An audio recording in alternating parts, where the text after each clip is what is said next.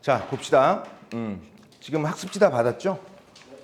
그거는 지금 여러분들이 받으신 거는 그냥 고스란히 교과서 본문만을 선생님이 넣어놓은 거예요.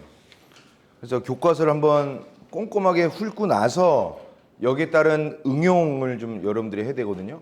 응용 문제 중에 핵심적인 건 뒷부분에 수록했고 여러분들이 좀 이따 푸시면 되고요. 일단은 지금 선생님 설명을 잘 들으시고 딱 한 번 딱 듣고 시험 때가 다가와도 이 교과서 안 봐도 돼요. 선생님 설명만 잘 들으면 되니까.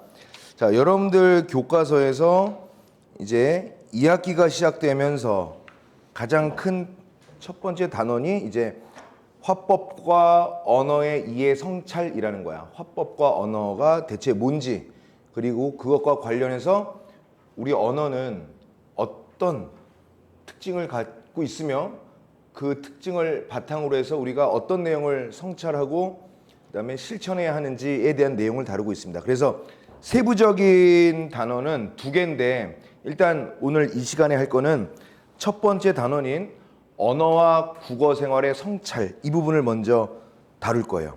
무슨 얘기인지 알겠죠? 자, 볼게요. 잘 봐봐. 언어는 우리 생활과 어떤 관련이 있을까를 따지는 거예요.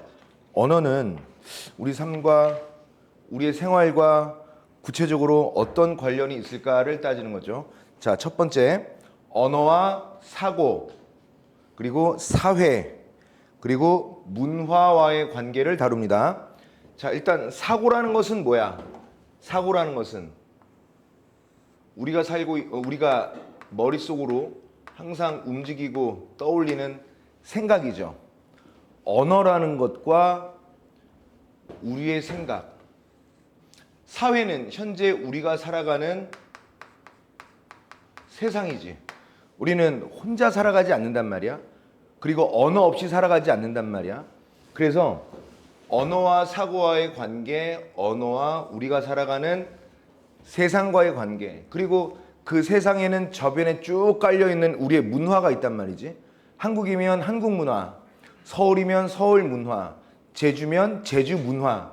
이 언어와 우리가 살고 있는 이 문화는 우리가 누리고 그리고 젖어 있는 우리가 늘상 접하는 우리의 문화는 어떤 관계냐, 이걸 따지는 거야.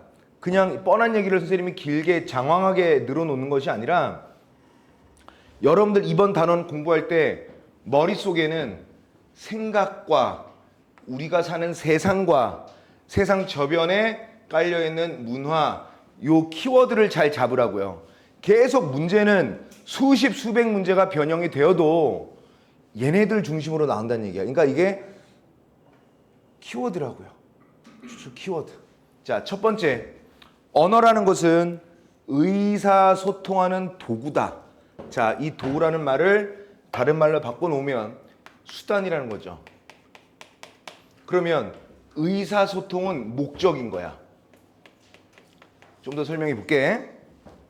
우리가 의사소통을 하기 위해서 내가 편의점에 갔더니 편의점에서 뭐 음료수를 하나 사 먹고 싶어.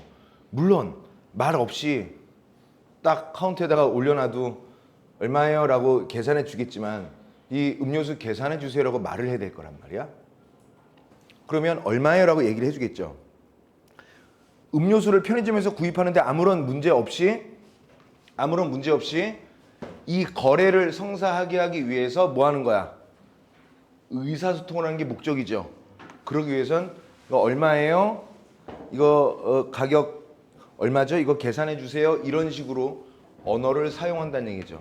의사소통이 목적이고 언어가 도구라는 거예요. 우리 인간은 언어를 사용해서 사고력을 키웁니다. 그리고 다른 사람과 관계를 맺어요. 자, 사고력을 키우고요. 선생님이 계속 키워드를 얘기해 주는 거야. 이 말을 중심으로 문제를 막 만든다고요. 언어를 사용하여 사고력을 키우죠. 다른 사람과 관계를 맺어요. 그 관계가 좋다면 유지하려고 하겠죠. 여기까지가 우리가 사는 세상이야. 그리고 우리의 전 세대, 우리의 부모님 세대, 그 전에 우리의 할아버지 할머니 세대, 그 전에 우리의 증조 할머니 할아버지 세대, 그 전에 고조 할머니 고조 할아버지, 그 전에 우리 조상들의 세계는 그때 당시에는 그때 사람들이 사고력을 키우고 관계를 맺고 유지한 것을 그 다음 세대에게 패스했단 말이에요. 그럼 패스한 내용이 있을 거란 말이야. 자, 언어를 가지고 이럴 땐 이렇게 하는 거야. 이런 건 이런 문화지. 지식과 문화를 뭘로 전달했다는 거예요? 언어라는 도구이자 수단을 통해서 전달했다는 거예요. 계속 반복한다. 응? 얘들아, 시험 앞당겨서 시험 코앞에도 이거 할 거야? 그냥 이거 한번 듣고 관련 문제만 풀면 돼. 그 지금 잘 듣자는 얘기예요. 이제 개학인데 개학하면은 또 개학했으니까 자, 1단원부터 시작하자 이거 안 할 거예요. 응? 만약에 새로운 수강생이 들어온다 하더라도 뭐 이거 보라고 하지 새롭게 진도를 나가지 않을 거야. 우리 이게 시작하는 거라고요. 우리 그 전에 여름에 방학 내내 계속 뭐 했어? 품사와 문장 성분, 낱말의 형성법 이런 거 많이 했잖아 이제. 기초 잘 닦았죠? 근데 이런 건 안 했죠? 방학 때 이거 했어봐. 다 까먹고 또 이제 와서 새거 되는 거 아니야? 근데 지금은 개학이 곧 임박했으니까 정신 차리고 이걸 듣고 이걸 또 뒤적거리는 일은 없도록 하자는 얘기야. 선생님 무슨 얘기인지 알겠지? 자, 다시 한번 우리의 전세대, 전전세대, 전전전세대 그 오랜 옛날 언어가 나름대로 뭐 언어도 없었을 시대는 없었겠지만 그래도 뭐 그냥 말 전달하기 편하게 고려 시대 때 있었던 사람들은 계속해서 언어를 도구로 해서 후대 사람들에게 지식, 문화를 계속 전달해 줬죠. 그 전달 받아서 여러분들이 고려가요를 배운 거예요. 그게 조선시대 넘겼죠. 조선시대 시조 가사 선생님이랑 많이 배웠잖아. 그게 언어로 남겨서 우리에게 문학작품으로 전달된 거라고. 그게 문학작품이 전달되었다. 옛날 고전작품이 우리에게 왔다. 이렇게 하는 게 아니라 이 단원에서는요. 그렇게 전달한 수단은 언어다. 이게 더 중요한 거예요. 무슨 얘기인지 알겠지? 좋아. 그 다음에 사회를 더 나은 공동체로 발전시킨다. 이게 언어의 기능이죠. 여기까지가 언어의 기능이에요. 근데 언어의 기능이 여기만 있는 것이 아니니까 1번이라고만 매겨볼게요. 그 다음에 또 언어는 그 사회의 문화를 반영한다. 그래서 이거는 언어는 사회와 문화를 그대로 반영하는 거울이다.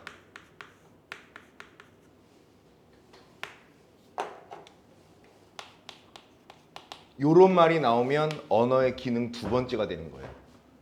그리고 또 뭐가 있냐면 그 자체로 문화적 산물이기도 하다. 언어 그 자체가 문화이다. 언어는 말도 있고 글도 있어요. 근데 우리 글 중에서 한글은 한글 자체가 패션이 되죠. 무슨 말인지 알지? 한글의 기호 자체를 외국인들은 열광한단 말이에요. K컬처 안에 들어간단 말이에요. 한글에. 이런 것 자체가 문화죠 뭐. 그 다음에 이렇게 볼 때 언어와 사고, 언어와 사회, 언어와 문화는 뗄래야 뗄 수 없다. 그래서 이 부분을 통해서 언어의 기능 두 번째를 우리가 익힐 수 있었다. 이런 말이야. 괜찮아? 자, 넘어갈게요. 자, 이번에 다시 언어와 사고, 언어와 사회, 언어와 문화를 조금 더 세부적으로 볼게요. 자, 이제 여러분들이 선생님이 중간중간에 반문하면 대답해. 틀려도 좋으니까 대답해봐. 자, 여기에 있는 소타이틀은 언어와 사고입니다. 자, 볼게요. 언어는 우리의 인간의 사고에 영향을 주죠. 언어 때문에 언어가 언어가 사고에 영향력을 미친다는 거예요. 예상 문제 알려줄까? 언어가 사고에 영향을 미치는 사례를 고르라고 할 수도 있어요. 만약에 특정 언어를 쓰는 집단에서 만약에 조폭이라는 집단에 내가 가입했어. 조폭들이 쓰는 용어들이 있어요. 그 용어들에 내가 익숙하다 보니까 사고를 폭력적으로 할 수도 있다. 이건 언어가 사고에게 영향을 준 사례가 되겠지. 물론 뭐 조폭으로 문제는 안 되겠지만 반대로 인간의 사고가 어디에? 언어에 반영되기도 한다. 우리가 생각했던 것이 언어로 반영한다는 거죠. 내가 따뜻하고 그 다음에 부드럽고 그 다음에 귀엽고 편안하고 컴포트한 그런 생각만 하고 있어. 그런 사람들은 말씨가 그럴 거예요. 맞지? 과격하고 폭력적이고 그 다음에 뭐 위압적이고 이런 사람들이 쓰는 용어 있죠. 여기 중흥상가인가? 이런 데 가면은 아직 잼민이들인데 사고가 언어에 반영되어서 그 지저분한 말들을 쓰는 애들이 있더라고. 차로 확 그냥 할까 하다가 말았죠. 여기 애들은 왜 그러는 거냐? 꼭 그 지방티를 내요.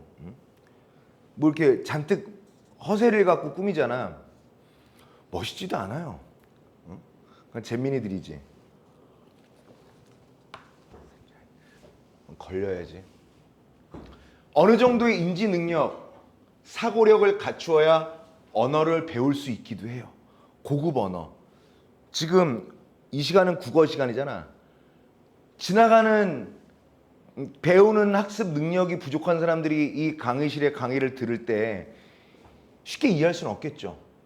아니면 선생님 수업에 아주 익숙하지 않은 무슨 어르신들이 와 앉으면 선생님이 무슨 말을 하는지 아무리 나이가 많은 어르신이라 할지라도 단 한 번에 이해할 수가 없겠죠. 그래서 어느 정도 관련한 인지 능력이 필요하고요. 관련한 사고력을 갖추어야만 언어를 배울 수 있기도 하고요. 때로는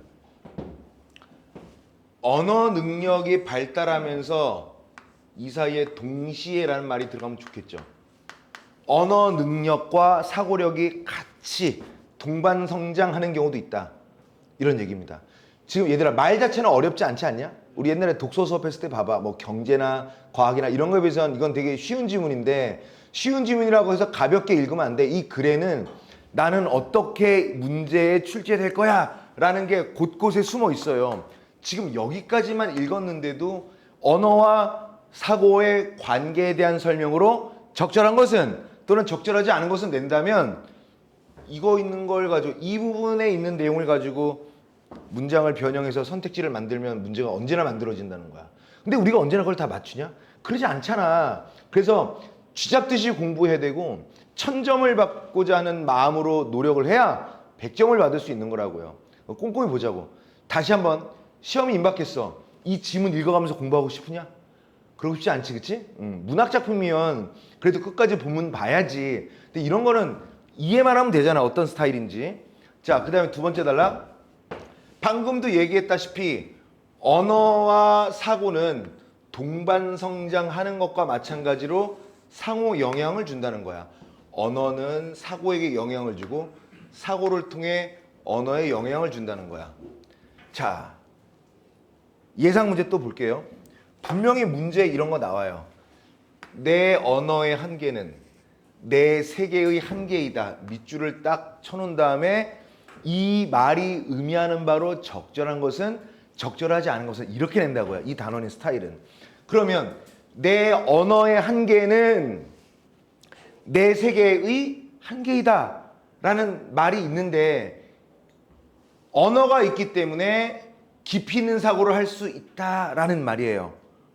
내 언어의 정도가 내 사고의 정도이다. 내 머릿속 세계의 정도이다. 반대로 사고도 언어에 영향을 주기도 합니다. 봐봐. 저기 여기라고 안 하고 여기저기라고 한단 말이에요. 저기 여기저기 흩어져 있는 것 좀 정리해 라고 하지 저기 여기 흩어져 있는 거 안 한다고요. 우리 저기 여기란 말 잘 안 쓰잖아. 여기저기란 쓰지. 왜요? 자신과 가까운 것을 먼저 인식하려는 게 우리에게 이미 젖어들어 있고 배어 있단 말이에요. 여기저기 저기 여기 이거 나옵니다. 시험. 다른 학교 기출문제 봤어요. 저희가. 그리고 뒤에 있는 문제 구성도 다른 학교 기출문제 제가 변형한 겁니다. 저기 여기가 아니라 여기저기. 이건 뭐예요? 자신과 가까운 것을 먼저 인식한다. 이게 바로 우리의 사고방식이 언어 표현에 반영된 거예요. 다시 한번 저기 여기가 아니라 여기저기라고 얘기하는 것은 우리의 사고방식이 사고가 그 저기 여기가 아니라 여기저기라고 반영된 것이다. 이렇게 얘기한단 말이에요. 괜찮아? 좋습니다. 자, 보세요. 이번에는 두 번째 소타이틀. 방금 언어와 사고를 했으니까 이번엔 언어와 사회를 살펴보도록 합시다. 우리 사회는 아주 다양한 공동체들이 모여 있죠. 뭐 교회 다니는 사람도 일요일마다 교회 공동체가 있는 거고, 이제 개학하면 뭐예요? 학교에 가서 학교 공동체가 있는 거고요. 또 명절 때 되면 가족 공동체가 있는 거고, 어쨌든 공동체들이 다양해요. 뭐 축구 클럽이면 축구 클럽 공동체가 있는 거고, 테니스 동호회면 테니스 동호회가 있는 거고, 그치? 맞죠? 자, 취미 활동하는 공동체들이 있을 수 있죠. 어찌됐건 간에 사회 안에는 사회 자체가 공동체이기도 하지만 공동체 안에 작은 공동체들이 있고 작은 공동체 안에 또 더 작은 공동체들이 있을 수 있단 말이에요. 자, 공동체를 이루는 구성원들은 그 공동체가 어떠한 특성을 지니느냐를 바탕으로 해서 의사소통을 한다고요. 예를 들어서 자전거 타는 동호회가 있다. 그 사람들의 이야기의 주된 언어는 자전거나 자전거 부품이나 자전거 경기나 자전거 라이딩 이런 등등과 같은 언어들을 쓰겠죠. 갑자기 자전거 동호회에서 붓글씨 같은 얘기 해봐요. 퇴출당하죠. 자전거 동호회에서 자꾸 파스타 만드는 얘기만 해봐. 저 새끼 뭐야? 그럴 거란 말이에요. 동호회는 동호회 특성에 맞게 의사소통이 이루어진다. 이를 통해 공동체를 유지해야 되고 발전한단 말이죠. 이렇게 한 공동체에서 사용하는 언어, 이걸 공동체 언어라고 하는데 그 공동체가 이루는 사회의 특성을 반영하여 그 결과 서로 다른 공동체 간의 언어 양상도 다르게 나타난다. 여기는 이 그림을 보세요. 여기는 밴드 동아리인 것 같아요. 밴드 동아리인지 밴드하는 공동체인지 교향악단인지 잘 모르겠어요. 어찌됐건 얘네들은 뭐 한다는 거야? 음악을 모여서 음악하는 아이들이죠. 그 다음에 여기는 할머니고 얘는 손녀예요. 여기는 헌재업소에라고 한 거 보니까 여기는 지방이라는 제주도입니다. 자, 이들은 뭐라 그래요? 템포를 모데라토에 맞게 더 당겨주세요 라고 얘기한단 말이야. 템포를 모데라토에 맞게 당겨주세요 라고 말할 때 이 할머니가 여기 있다고 쳐보자. 뭔 말인지 알아먹지 못하겠죠. 그치? 얘는 이 사람도 그래. 여기 가면 알아먹겠니? 만약에 이 할머니가 손자에게 일제강점기 때 쓰던 단어들을 쓴다고 하면 손녀가 이해하겠냐고요. 다 집단이 있다고요. 자, 일단은 템포라는 것은 빠르기죠. 모데라토는 그 빠르게 보통 빠르기를 얘기합니다. 그러니까 여기에 대해서는 뭐예요? 직업이나 취미에 따른 뭐가 있는 거예요? 어떤 그 사회 방언이 있다라는 거죠. 이런 걸 방언이라고 해요. 얘는 뭐예요? 할머니 인증사진부터 찍어야 해요. 여기 완전 햇살 맛집이다. 인증? 햇살이 맛있는 식당? 이건 뭐예요? 여기는 세대간이죠. 세대간 방언을 얘기하는 거죠. 그리고 얘는 뭐예요? 어서 오세요, 헌재 없어에 얘 뭐예요? 지역 방언을 얘기하는 거죠. 이게 바로 언어와 사회에 따른 언어의 다양한 양상입니다. 자, 넘겨서 보죠. 언어는 지역마다 다르게 나타나. 어서 오세요를 제주도에서는 헌재 없어에 라고 표현하거나, 또 아까 그림에는 안 나왔지만 부추 있죠, 부추. 순댓국에 막 뿌려 먹는 부추. 부추를 지역에 따라서는 정구지라고도 하거나 솔로 표현하기도 합니다. 이게 바로 지역 방언의 예예요. 이건 각 지역 공동체에서 사용하는 언어의 특성이 반영되는 지역 방언의 예다. 또 세대나 아까 얘기했던 음악하는 직업 등에 따라서도 언어를 사용하는 양상이 달라지는데, 세대에 따라 사용하는 언어 표현이 다른 것이나, 또는 의학이든 음악이든 건축, 법률 등 직업 분야에 따라 사용하는 말이 다른 것은, 이거는 사회 방언의 예의다라는 거예요. 지역 방언, 사회 방언. 이렇게 언어는 사회, 그 사회 속에 공동체, 공동체 속에 또 다른 공동체 등을 이루며 살아가는 우리의 삶의 모습을 그대로 잘 반영하고 있다란 말입니다. 그래서 지금까지 뭐 한 거야?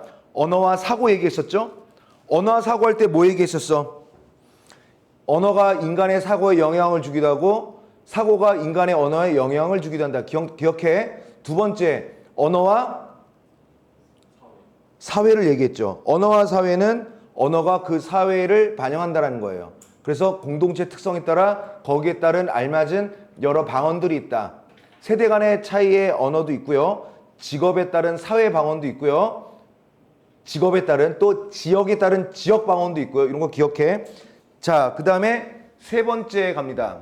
이번에는 언어와 문화입니다. 아까 얘기했던 컬처와 관련한 거예요. 컬처랑 관련이 있는 거고요.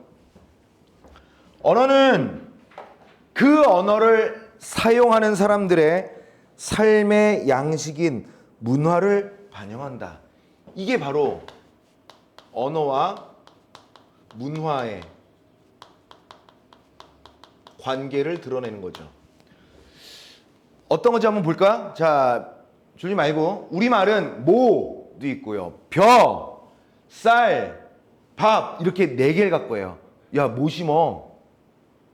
봄 되면 뭐 심잖아요.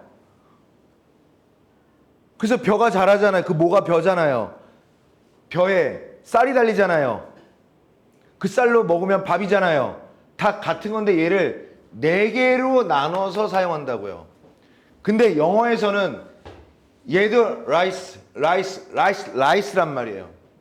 단어 하나를 표현한다는 거야. 왜요? 우리는 벼농사를 기반으로 한 농경문화 지역이거든요. 아무래도 그 농경문화라는 거, 농경문화, 지금 우리가 언어와 문화를 다루고 있잖아. 농경문화 때문에 그 문화가 강하다 보니까 그 문화와 관련된 언어의 종류와 가지수가 좀 더 많은 거예요. 맞지? 맞죠? 몽골 이렇게 뭐 유목민들 아니면 사냥하는 뭐 민족들 뭐 이런 사람들은 농경 문화에 대한 단어의 어떤 그런 게 좀 부족하겠지. 대신 뭐 동물을 도축하는 거라든가 사냥하는 거라든가 이런 쪽의 언어가 좀 더 발달했겠죠. 이게 바로 언어가 그 문화를 반영한다는 거야. 또 우리말에서 우리 형, 우리 누나처럼 정말 우리를 많이 써요. 근데 미국 봐봐. our brother 이렇게 안 해요. 그치? 나의 형이 아니라 우리 형. 형이 한 명밖에 없어. 그리고 동생은 나 혼자야. 그럼 나의 형이지 좀 적당하잖아. 근데 우리래요. 우리 형. 이거는 우리라는 단어를 많이 사용하는 것도 우리 대한민국이 공동체를 여전히 중시하는 문화가 반영된 거예요. 새로운 건 아니지만 이런 거였구나라는 것을 알아갈 수 있을 거예요. 한편 언어는 언어는 문화를 새롭게 만들고 후세에게 전승하는 수단이기도 하다. 이게 바로 언어와 문화와의 관계를 또 얘기합니다. 그래서 얘는 첫 번째고 얘는 두 번째입니다. 인간은 언어를 사용하여 문화적 산물을 쌓아왔어요. 그리고 쌓아온 그 빛나는 문화를 다음 세대에게 전승해 왔습니다. 그래서 오늘날 지금 우리와 같은 상황에 이르렀고요. 우리도 빛나는 문화를 발전시켜서 우리의 다음 세대들에게 또 전달해야 되겠죠. 그래서 언어를 이해한다는 것 그 자체는 언어에 담긴 우리 고유한 문화를 이해하는 것이고 언어 그 자체가 문화이기도 하다. 이런 말이에요. 괜찮나요? 자, 보세요. 그림이 있고요. 설명이 있습니다. 자, 보자고. 그 다음에 국어 생활의 성찰과 개선이라는 단어를 볼게요. 지금까지 한 단어는 이름이 뭐야? 언어와 사고, 언어와 사회, 언어와 문화와의 관계를 다뤘어요. 이번에는 국어 생활을 하고 있는데 이제 언어에서 국어로 좁힙니다. 언어는 뭐 영어도 있고 뭐 프랑스어도 있고 중국어도 있고 일본어도 있고 뭐 하겠지만 이제 언어에 대한 일반론을 우리가 익혔으면 그 언어, 우리가 쓰는 언어는 국어죠. 국어 생활을 하면서 어떠한 부분이 잘못되었는지, 그래서 이걸 어떻게 반성하고 성찰해야 되는지, 그리고 어떻게 더 나아진 방향으로 얘기를 해야 되는지를 한번 보자는 거죠. 방금도 얘기했죠. 국어 생활은 곧 언어다. 국어 생활 이퀄 곧 언어라는 기호를 활용한 사회적 행위다라는 거예요. 우리의 말과 글에는 이미 약속된 의미가 결합되어 있다는 거예요. 그리고 이거를 이렇게도 하면 좋습니다. 우리의 말과 글 이렇게 해놨죠? 반드시 적으세요. 이거를 기호라고 해도 돼요. 기호에는 사회적으로 약속된 의미가 결합되어 있다는 얘기야. 볼까요? 가 그림 봐요. 제가 지난주에 본 영화를 추천합니다. 무척 재밌었습니다. 이렇게 나대고 있어요. 근데 옆에 보면 지난주에 본 영화 진짜 재밌었어. 추천할게. 할 수도 있죠. 아니면 댓글로 이 영화 재밌었어요. 추천합니다. 또 호들갑 이런 거 해요. 그러니까 영화는 지난주에 한 편 봤거든요. 한 편 본 것 같다가 가, 나, 다의 다양한 방식으로 그 내용을 드러낼 수 있는데 이런 거죠. 가에서 다까지는 가에서 다까지 해서 화자는 자신이 본 영화에 대해 언급하고 있어요. 모두. 그런데 동일한 화제를 표현하는 방식은 다르죠. 아까 여러 사람 앞에서, 즉 학급에서 발표를 하는 자, 별표 이런 것들은 공식적인 의사소통이죠. 응? 공식적 의사소통이죠. 그래서 격식을 갖춰 말합니다. 이 격식 때문에 예상되는 시험 문제는요, 높임법이 나와요. 격식체, 비격식체. 이렇게 이제 화법과 언어라는 과목으로 한 학기를 공부할 텐데 이런 식으로 우리가 촘촘하게 다 잡아 나가야 된다고요. 실제로 문제 나와. 높임법 중에 상대 높임법 중에 격식체와 비격식체가 있는데 공식적인 말하기 할 때는 격식체를 써야 하는데 비격식체를 쓰면 안 된다. 그 사례 이런 거 나오면 되죠. 그 다음에 나 같은 경우는 친구와의 일상적인 대화 상황이기 때문에 일상적인 대화 상황 이럴 때는 비격식 써도 되죠. 그러니까 반말 사용 괜찮아. 나는 친구한테 존댓말 써. 아, 이런 친구 없죠. 그리고 자꾸 친구가 나한테 존댓말 하잖아요. 그냥 그 관계를 끊으세요. 걔 나중에 못 일 낼 거예요. 친구야 안녕하세요. 식사하셨어요? 반드시 걔 못 일 내요. 조심해야 돼. 친구끼리는 반말하는 게 더 편해요. 그 다음에 다는요, 실제로 대면하는 것이 아니라 디지털 공간에서 다수의 이용자도 되고요. 얘를 뭐라고 대드냐면 불특정, 대상자라고 얘기해도 돼요. 이렇게 하는 사회 관계망 서비스, 소셜 네트워크 서비스라는 매체를 활용하고 있기 때문에 그래서 사회 관계망 서비스 SNS 가, 나, 다. 그래서 글을 쓰면서도 중요하죠. 글을 쓰거든요. 그런데 말하듯이 자연스럽게. 분명히 얘들아, 가 같은 경우는 말이야 글이야? 말이죠. 친구랑 할 때도 말이야 글이야? 말이죠. 그런데 SNS는 글이에요, 근본적으로. 근데 뭐처럼? 말처럼. 이거 되게 중요한 거 선생님이 세 가지 지었겠다. 다시 한번 학급 회의에서 얘기할 학급에서 영화 본 것과 관련해서 얘기할 때는 말. 친구랑 말할 때도 말. 근데 불특정 다수에게 얘기할 때는 글이지만 말처럼. 오케이? 게다가 이모티콘과 같은 기호를 사용하고 있다. 얘들아, 이거 있잖아. 너희들은 화법과 언어지만 너희들 과목이 지금 뭐야? 화법과 언어잖아요. 근데 지금 이게 화법과 작문과 언어와 매체가 합쳐진 단일 과목이 된 거라고요. 그래서 이거는 매체 영역이기도 해요. 그래서 시험 문제에 SNS 화면 캡처 이런 게 시험에 나와. 그러니까 선생님 설명 잘 들어야 돼. 가볍게 보면 안 돼요. 그래서 이모티콘 같은 거 나와요. 그리고 뭐 이렇게 블로그 같은 것도 나오거든요. 그 블로그의 작성자가 누군지 맨날 나오는 문제가 뭔지 알아? 작성일이 나오잖아, 블로그에. 몇 년, 몇 월, 며칠, 몇 시, 몇 분, 몇 초에 작성되게 나오잖아요. 근데 맨날 문제가 어떤 게 나오냐면 그거를 딱 짚은 다음에 작성한 경과를 얘기하고 있다. 그럼 틀리죠. 그거 완료된 시간이니까. 이런 식으로 나와요, 쪼잔하게. 그러니까 시력이 좋아야 돼요. 자, 그 다음에 바람직한 국어 생활을 하기 위해서는, 그리고 이런 것도 나와. 친구가 아파서 병원에 입원했어. 이모티콘 막 기뻐하는 거 이런 거 해서 이건 적절하지 않다 이런 것도 나와요. 친구가 병원 교통사고로 다리 입원했는데 그랬구나 뭐 빨리 낫길 바래 하는데 뭐 빵빠레 터트리고 그러면은 이제 돼 안 돼. 적절한 의사소통으로서 안 되는 거죠. 이런 거 나와요. 위로하는 이모티콘을 뭐 한다 뭐 이렇게 나와야 되겠지. 바람직한 국어 생활을 하기 위해서는 평소 자신을 둘러싼 국어 생활에 관심을 가져야 합니다. 왜요? 바람직한 국어 생활을 하기 위해서.